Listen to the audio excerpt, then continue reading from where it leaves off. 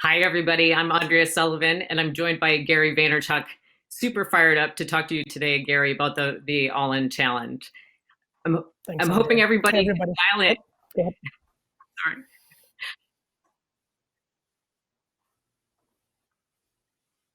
Go ahead, Andrea. Hi, everybody. I'm Andrea Sullivan, and I'm here with Gary Vaynerchuk, and we're super fired up to talk to you guys today about the All-In Challenge. Gary, I was just noticing as we go to allinchallenge.com, we're almost at 55 million. We're at 54,871 $327. So I'm hoping everybody can check out the experience and help us crack that 55 million mark today. Gary, we've got a ton of questions for you. We know that you have really captured the interest of 500 celebrities in going all in. We'd love to hear a little bit more about where the whole idea came up, especially in light of the global pandemic.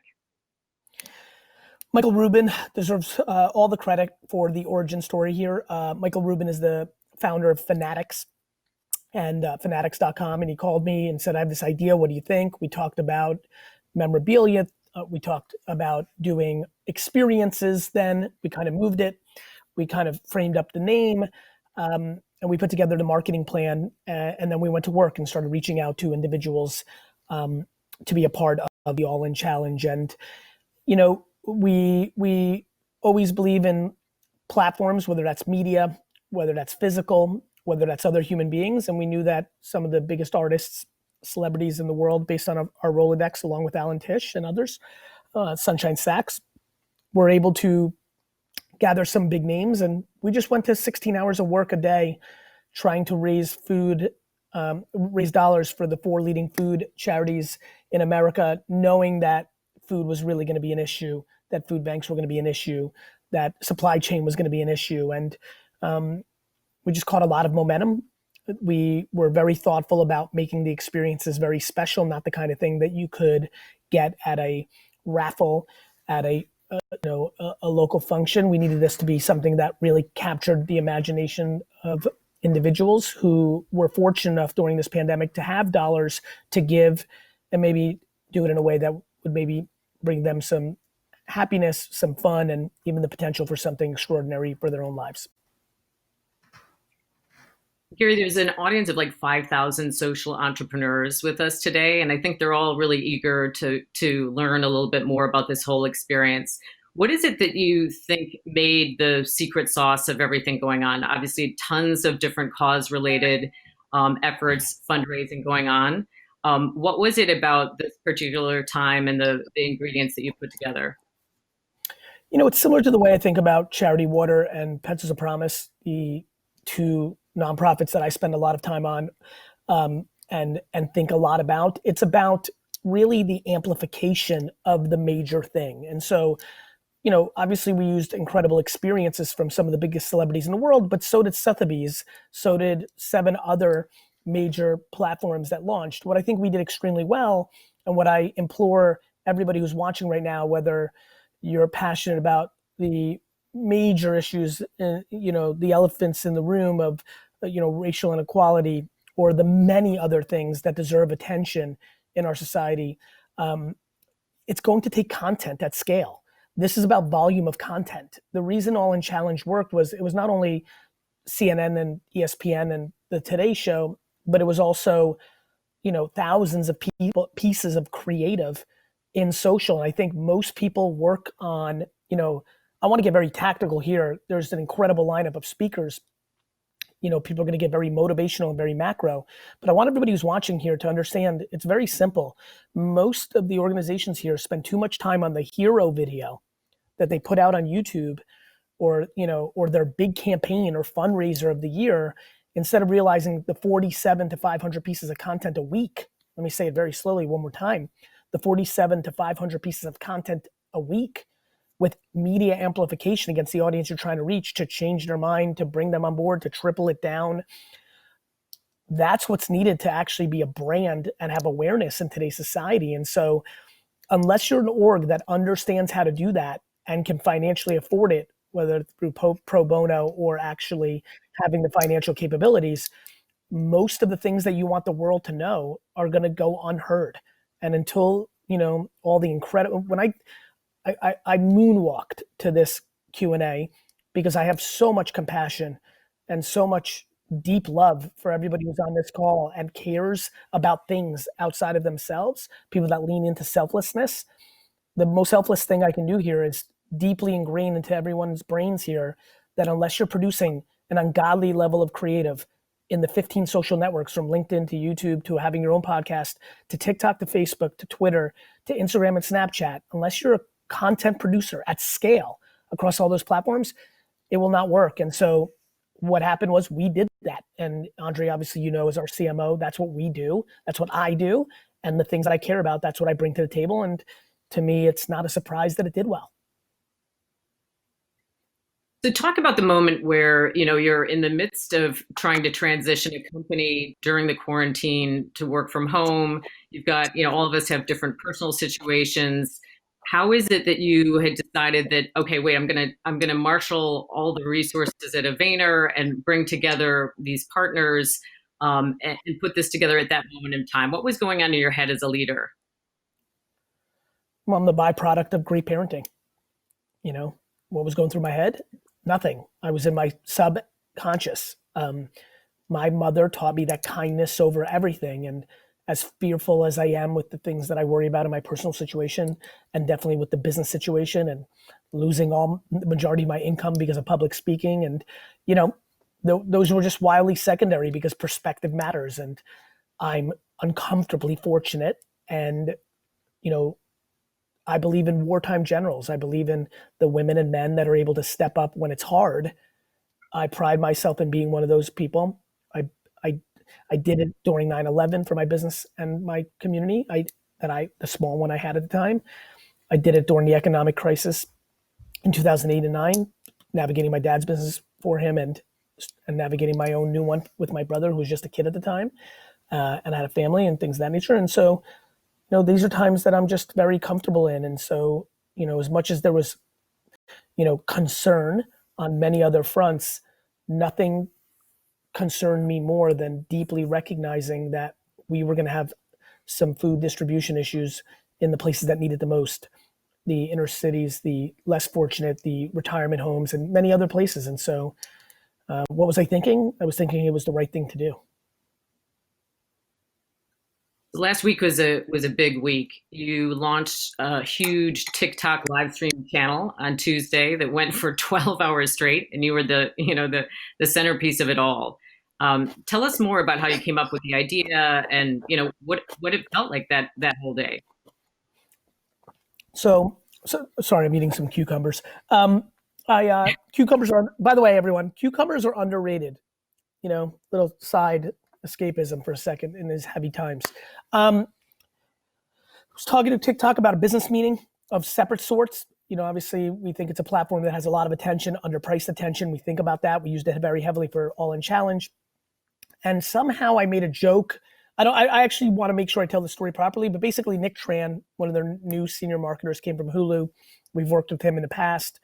And he basically, I made a joke. What if I go on TikTok for 12 hours straight on live, because we were talking about the live product for a different reason.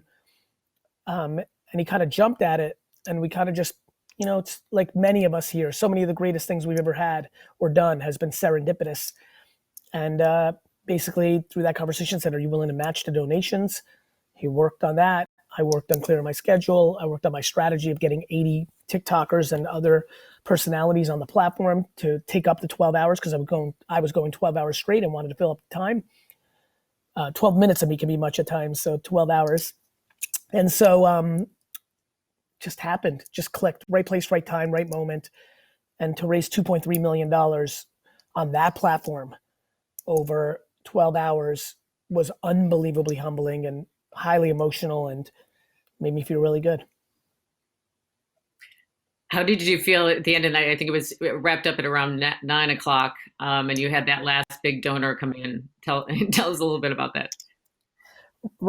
For anybody who knows me, I'm a famously big New York Jets fan, and Robert Kraft, the owner of the Patriots, came in with a $250,000 donation with 10 minutes to go, and me having to publicly thank him. Look, the Jets are a big deal for me, but that's fake life. this is all real life right now. What's going on with Black Lives Matter, with the COVID, with so many other issues around the world. And so, as much as the fake life version, the silly version, the escapism version of me hated having to thank Bob Kraft publicly, deep down in my soul, I was very happy it was happening because I knew many, many people would benefit from that $250,000 check. I thought it was interesting that you had a combination of both the sweepstakes as well as the auction. How did you come up with the entry point of the $10 just to come in and play?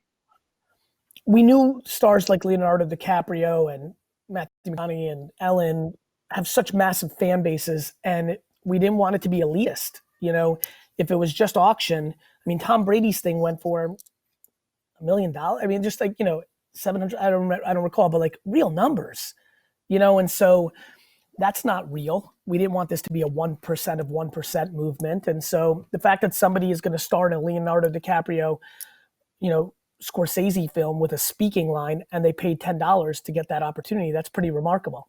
The young man that came from an inner city and very humble beginnings that went on to Harvard that won my sweepstakes paid $10 for, something that is hopefully pretty valuable to him over the course of a year that I put together. So it's a really exciting time to be thoughtful, and we thought raffles would be thoughtful, and we thought we would raise more money that way in certain scenarios. And we spent a lot of time analyzing, should this be a raffle or an auction? And that was one of the things we spent some real time on every auction or raffle. And what did you find? There's a lot of people in the audience that are interested in learning more about the fundraising elements of this. Did you learn anything about auctions, versus sweepstakes? Would you change anything in the way that you were looking at it if you could now? I learned something I've known a long time ago because I do a lot of nonprofit stuff, which is that unfortunately a lot of people like to talk the talk but don't walk the walk. Everyone here is very bright about, I gave the real answer. I gave the real one insight that I think everybody here truly needs because most people don't do it, which is if you are not producing an ungodly amount of content, contextual for different constituents, 80-year-old white males in Ohio, 22-year-old Latino women in El Paso, like if, people that like yoga versus people that like chess. If you don't understand that framework, that's the insight. All the stuff around fundraising and this and that. I think if you ask me, the biggest thing I learned is people love to get things for themselves, but when they're called upon to give back, they can get very sheepish, which is disappointing. To me, that's fine, but don't say you're going to do something and then don't. And unfortunately, that was definitely a taste in my mouth, but that's okay. I'm optimistic, as you know, Andrea. I just think helping people is a human need. Absolutely. Yeah. Tell us, are you still accepting more brands to participate? Oh, yeah. What does the future look like? How can people engage? We have please go to allinchallenge.com right now. Super fun for you and your family, your friends. There's tons of things on there that people can engage with that I think they would enjoy. We are still taking submissions, though we are starting to get towards the end of it. So we're being a little more selective, but we're really enjoying the process, and we are looking for as much support as possible. Obviously, I myself am even spending an enormous amount of time right now on what's happening in the racial issues that we need to look at very clearly. So obviously there's a lot of attention shifting in the collective, but that doesn't mean that people aren't starving out there because of COVID. And I'm hopeful that people are motivated by seeing this and maybe checking it out and maybe giving a $20 donation for 2 tickets for their favorite country star or rapper or athlete or team. Gary, did you have any specific experiences that you thought about more than any others? One more time, Andrea. I was curious if you had your experience that you thought stood out more so than the others. Unfortunately, are you hearing that background noise, Andrea? There we go. One more time. Am. Okay, now I can hear you. Did you have any specific experiences that you thought were standouts? Just to give people yeah, I mean, what we're talking about here. I mean, crazy. the speaking role in Leo, like Cuban allowing you to be a maverick for a day and getting a 1-day NBA contract. You know, Jason Momoa letting you like ride on his Harley and then giving you the Harley. I mean, there's some real, you know, Michael Rubin's ultimate sports thing, Super Bowl, World Series, Final Four, NBA Finals, like, U.S. Open, Daytona 500. That was crazy. Matthew McConaughey doing the UT experience. There was just a lot. There was a lot. And what about Gary? What would you say? You stood this up really fast. It felt like it was just days until you came up with the idea.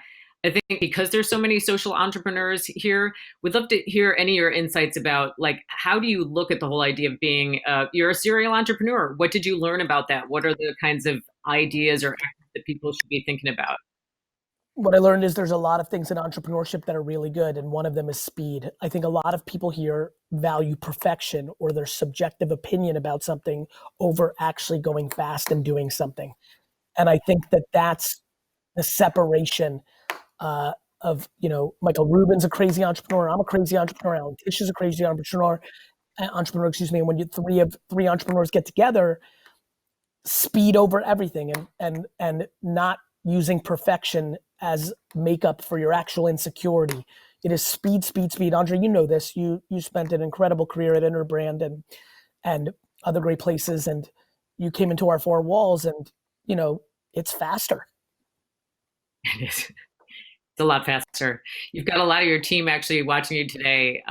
Would love to hear any kind of message that you want to share with them as well. I know it's a combined team, which is also we're really lucky to be playing with so many different kinds of organizations and to feel that camaraderie. Would love to just hear if you want to have a shout out to anybody on the team. I mean, there's so many, the Lindsays, the Hannahs, the Sids, the Mays. There's so many Katies that I could sit here forever and talk about the overall team, Sanans and on, Matt Sinnemers. I think I think that kindness leads to kindness. I think selflessness leads to selflessness. And I'm just extremely proud of the people I work with every day. I'm just unbelievably humbled by the compassion and empathy that we're deploying over the last week with our fellow teammates in no matter if they're black, brown, yellow, white, red, green, girl, boy. I think empathy really matters. And I think empathy is not some sort of silly, warm trait. I think it is the ultimate ingredient to success. And I appreciate the empathy from everyone. What are you talking about with your, like you mentioned your mom was definitely a role model. You've always talked a lot about empathy and we at Vayner just see you leading and you walk the talk, you do more than all the rest of us every single day. Talk a little bit more about where you got that inspiration and maybe even some of the stories behind it of when you were a kid. I am a Soviet immigrant whose both parents passed away before my mom lost her mom at 5, my dad lost his dad at 15. I have incredible luck of wisdom. I liked old people when I was a kid. I hung out with grandparents more than children. I'm an old soul. I have real perspective, and then I was parented with lack of entitlement, with very humble means, and a mother that disproportionately spoke to kindness and grace and empathy and compassion and sympathy. It is my cocoon. It is my framework. It is my ethos. It's all I know. I also equally am a competitive alpha, entrepreneur. And, you know this, Andrea, I'm sometimes misconstrued and misunderstood, but I know who I am and I don't know anything other than kindness. I don't know anything other than suffocating hate and negativity. You know why people get fired in our company. Often it's not because they're not capable. Often it's because they're super capable, but in that they have the audacity not to be kind. My mom once cheered me like I won the Nobel Prize for opening the door for an elderly woman when I was 7 at a McDonald's. So like I got cheered for the right things and I got booed for the right things. And it is just my DNA. It is my terroir. In wine terms, for any wine nerd here, it's my terroir. It's not just my soil. It's the birds that flew around the vineyard. It's the weather. It's the rocks. It's the insects. It's the man's hand. It is my terroir. I think that's a great way to wrap it up. Gary and I can't thank you enough for hosting this summit, especially right now. I think we all really need it. And yeah, check out allinchallenge.com. Such an honor to be here. And if I could help anybody in any way, I'm on Twitter. It's Gary VEE. Please use this hashtag or just hit me up and let me know if anything caught your attention or if there's anything we can help you with. Thank you, Andrea. Thank you, everyone.